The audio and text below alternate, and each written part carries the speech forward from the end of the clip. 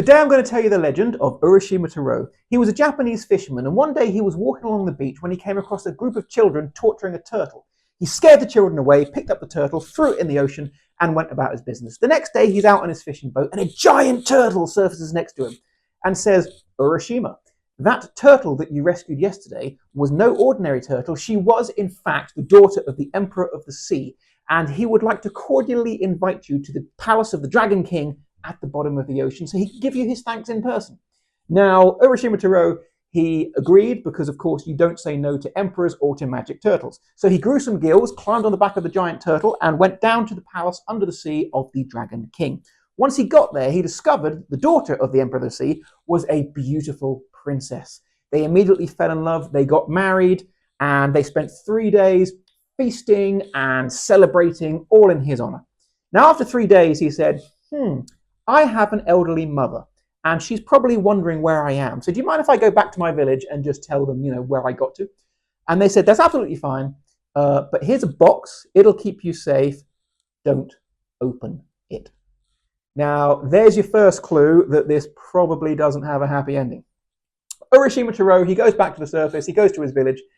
He looks around and nothing is familiar. He doesn't recognize the buildings. He doesn't recognize the people. He doesn't recognize the clothing even. And he goes to his old house and it's no longer there.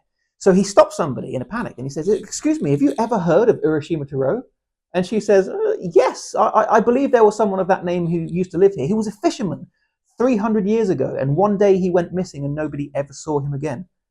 And Urashima realizes that the 3 days that he spent under the ocean, 300 years had passed in the real world.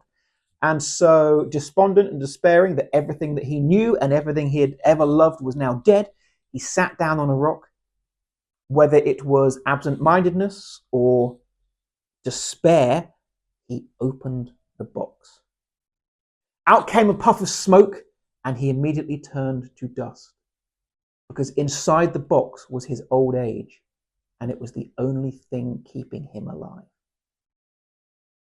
Now, I love that legend, but I have no idea what the moral of the story is. Is it that no good deed goes unpunished?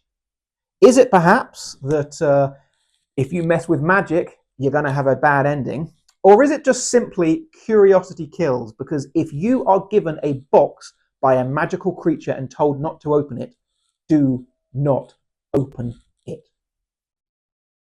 And that is the legend of Urashima Taro.